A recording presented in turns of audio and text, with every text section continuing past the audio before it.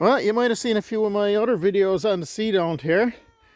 We got a problem. We did have skis on the front end, and if you've seen the other videos, we switched over to nose cones, which causes the water, the wake to come off the inside of this nose cone Tinker is on here and hit the wake coming off the side of the hull.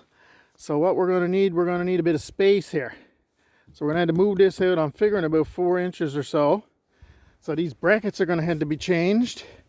And the trailer's going to have to be modified because this is a roller here and that just fits between it.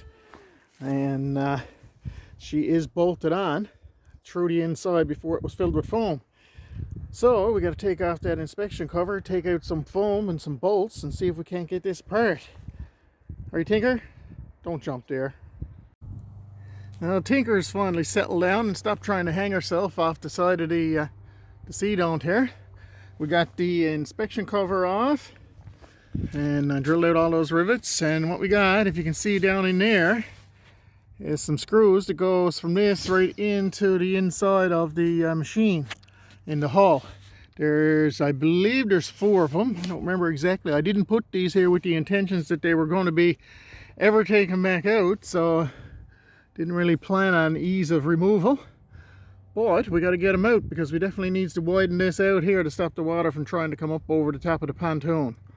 So we're going to do a bit more digging. I got a spade drill bit here into the drill, which seems to be the only thing so far that is either a bit easy to get this out of here with. I got to go a little bit more to the front and a little bit more to the rear and make sure we unearth all the screws there. There's Keo over there, relaxing. In case you guys were wondering why Tinker is tied on here and Keo is running free, it's because Tinker was born deaf. You see she got 2 different color eyes, and she got out once when she was younger and decided to chase a car. Ran underneath the car with the car running and wouldn't come out when everybody was calling to her, so she kind of got determined that she was going to be an indoor cat.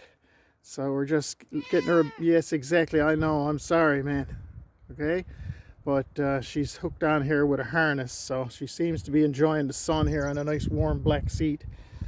We do have the bolts taken out. I had these stainless steel ones in it, so it was a bit easier to get them out. So now we got to drill out the rivets on these brackets and determine if we're going to need the bolter on down there. I'm hoping not to, because whatever I put down there is going to have to come up out of the water and go down the other side there so it don't drag. I'm hoping I can make these brackets sturdy enough that we won't even need to have this bolted on, but we'll see what we comes up with. Well, we got it off of there, and I got the back bracket off. Trying to figure out, now here's the bracket here. Trying to figure out, I think they'll be sturdy enough without being bolted to the side. The only thing is I'm trying to figure out, originally thought that 4 inches gap between the hull here and the pontoon would be enough room for the wake off of here and off of the pontoon to run down along the side. Now I'm just kind of second guessing myself, so I'm going to put a bit of thought into that before I actually extends the brackets. Well, we had to take the hole saw and make another hole up here to get at the nuts, to hold onto the nuts to undo this bracket. So we got this one off too. And what we got done here, we had a piece of unistrut that looks like I narrowed at one point for something or another, a project, and I used that to make it exactly 4 inches out, 4 inches longer than what it was. So now what we got here is this brace. This piece of threaded rod doesn't line up with the original piece of threaded rod, as you can see. So I got to get a bit of stuff to join them together, and we'll have to heat this up out here, bend it down and line it up with that one and fasten it back together.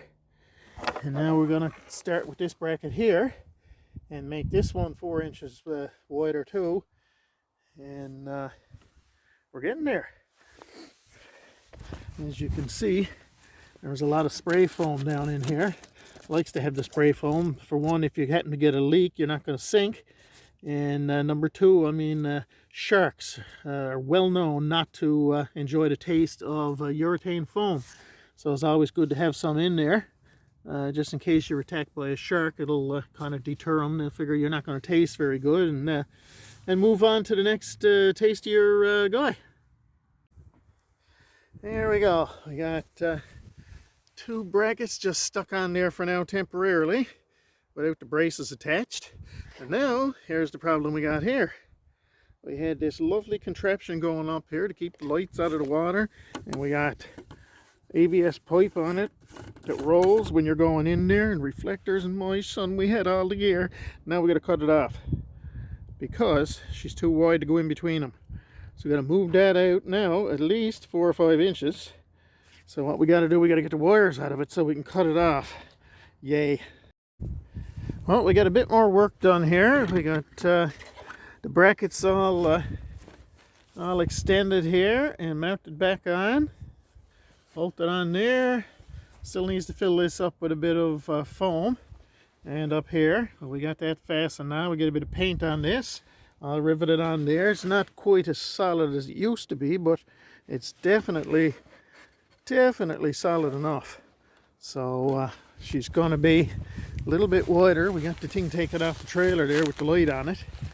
So we'll have to widen that out a little bit. So we're gone from this to that there.